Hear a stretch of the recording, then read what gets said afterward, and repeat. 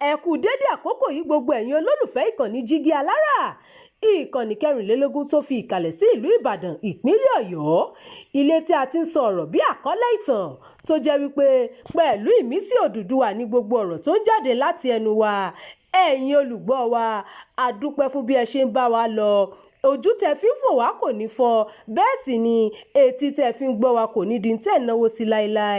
Abdulkareem Nimot ni oníròyìn yín. Oyún ọmọ mi kejì kò tí ì pé oṣù mẹ́ta tí mo ti fi kan ìdààmú nínú ìgbéyàwó, mo sun ṣẹ́gi ẹkùn.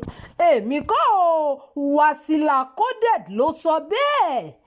Lára àwọn gbajúmọ̀ òṣèré tíátà lóbìnrin, Bímpé Akíntúndé jẹ́ gbajúmọ̀ òṣèré tó ti kó ipa tó pọ̀ nínú ọ̀pọ̀ sinimá.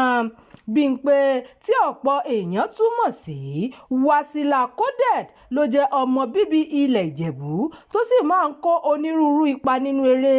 Láìpẹ́ yìí ni ariwo sọ lórí ayélujára pé ìgbéyàwó tó ṣẹ̀ṣẹ̀ ṣe ti dàrú.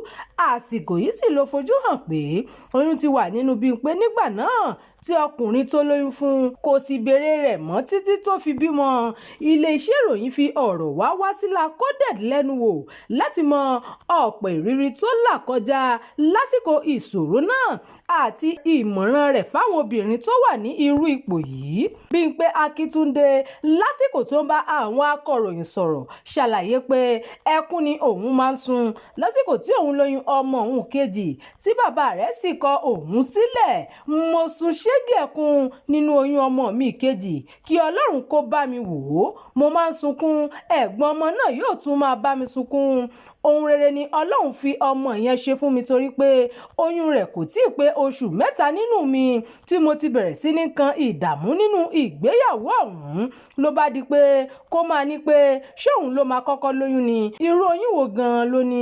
Ọlọ́run kò sì fi oyún ọmọ náà dààmú mi. Bímpé Akíntúndé wá gba àwọn obìnrin nímọ̀ràn pé tí wọ́n bá pàdé ọkùnrin kan tó ní ìyàwó ni òun fẹ́fẹ́, òun kò fẹ́ fi àkókò obìnrin ṣòfò. Nínú ìfọ̀rọ̀wérọ̀ náà, Bímpé Akíntúndé tọ́ àwọn obìnrin sọ́nà láti mọ àwọn ìwà tó yẹ kí wọ́n sá fún lára ọkùnrin kí wọ́n má bàa dì sọ́fìn gẹ́gẹ́ bíi tòun. Ó yẹ kí obìnrin gbìyànjú kẹ́ẹ̀tì ẹ̀dọ́rẹ̀ẹ́ pẹ̀lú ọkùnrin náà kó lè mọ ibi tí ọkùnrin náà ti ń bọ̀ àti ibi tí obìnrin náà ń lọ. Tó bá jẹ́ pé mo dọ̀rọ̀ pẹ̀lú ọkùnrin náà ni gbogbo nǹkan tó ṣe mí yẹn kò bá má ṣẹlẹ̀ sí mi. Èmi kò rí nǹkan kan tó burú nínú kí obìnrin ṣe ìyàwó kejì o, ìkẹta tàbí ìkẹrin lọ́dọ̀ ọkùnrin kankan. Ṣùgbọ́n tá a bá rí ọkùnrin tó ní ìyàwó méjì nínú ilé, tó ní ìyàwó àkọ́kọ́ ti lo 20 ọdún lọ́dọ̀ òun tí ìyàwó kejì sì ti lo ọdún 10, mo fi ọwọ́ sí pé kí èèyàn fẹ́ irú ọkùnrin bẹ́ẹ̀, bó tilẹ̀ jẹ́ pé ilé olórogún ọgbà wèrè ni. Òṣèré tíátà náà tún gba àwọn obìnrin nímọ̀ràn pé tí wọ́n bá rí ọkùnrin tó fẹ́ fọ́ wọn tó sì ní oníyàwó púpọ̀ ní òun, ó yẹ kí ẹ béèrè ibi táwọn ìyàwó rẹ̀ wà. Àmọ́ ó ní tí ọkùnrin náà bá ní gbogbo àwọn ìyàwó òun náà ti lọ, kò yẹ kí obìnrin fẹ́ irú ọkùnrin bẹ́ẹ̀ nítorí pé àwọn aṣíwájú rẹ̀ kò dúró. Kí ni òun wá fẹ́ dúró níbẹ̀ fún? Mo kàn máa rọ àwọn obìnrin pé kí wọ́n kẹ́kọ̀ọ́ láti ara ìrìn àjò mi nínú ìgbéyàwó. Ọ̀pọ̀ èèyàn ló ń ka ọkọ sí Bímpé Akíntúndé lọ́rùn pé ó ti bímọ fún bàbá méjì tí kò sì dúró nílé ọkọ kankan. Nínú ọ̀rọ̀ rẹ̀, gbajúmọ̀ òṣèré náà ní ẹni tó bá kọ́kọ́ fún òun lẹ́nu máa ro. Ó dára kí èèyàn kúrò nínú ìgbéyàwó kan ní ààyè ju kí wọ́n gbé òkú rẹ̀ kúrò nínú ìgbéyàwó náà lọ. Èmi bí ẹnìkan fẹ́ràn ìgbéyàwó, àmọ́ lọ́pọ̀ ìgbà kì í dùn mọ́ obìnrin tó bá fẹ́ ọkọ kan ju ẹyọ kan lọ nínú. Èmi kò lọ sílé ọkọ kan rí, àmọ́ oore ọ̀fẹ́ àti oore ìdùnnú ni àkọ́bí mi jẹ́ fún mi. Ẹ̀yìn ọdún kẹjọ tí mo ti bí ni mo ṣẹ̀ṣẹ̀ wá rí ọkọ tí mo fẹ́. Ọ̀pọ̀lọpọ̀ ló ń káàánú mi pé lẹ́yìn ọdún 8 wọ́n tún ṣe báyìí fún mi, àmọ́ àkọsílẹ̀ oníkálukú ṣọ̀tọ̀ọ̀tọ̀. Òṣèré tíátà náà wá fìdí rẹ̀ múlẹ̀ fún àwọn akọ̀ròyìn pé òun sì máa fẹ́ ọkọ sí i torí ọjọ́ orí òun kéré láti dá dúró. Èmi sì máa fẹ́ ọkọ sí o, àbí ọmọ ọdún mélòó ni mi ò lè fẹ́ ọkọ tó bá ní kí n má ṣiṣẹ́ tíátà àmọ́ mo máa fẹ́ ọkùnrin tó máa tì mí lẹ́yìn nídìí iṣẹ́ yìí.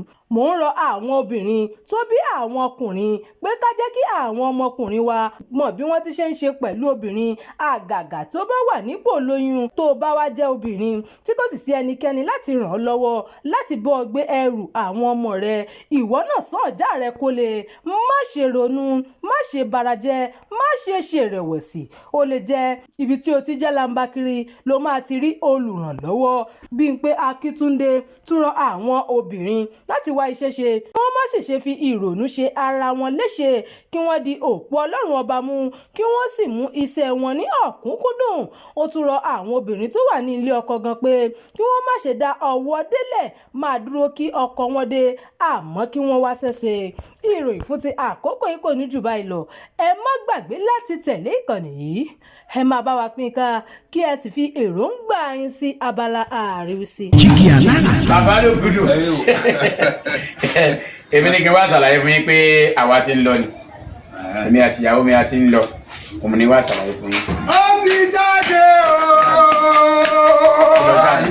bàtà bàbá mi ni. Bàtà bàbá mi. A retí láti ìjọ ẹ̀. Ṣé ti pín ogún bàbá yín?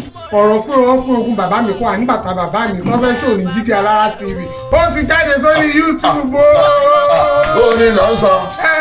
Ṣé ní pọ́ńṣẹ́ ní gbogbo aláyé?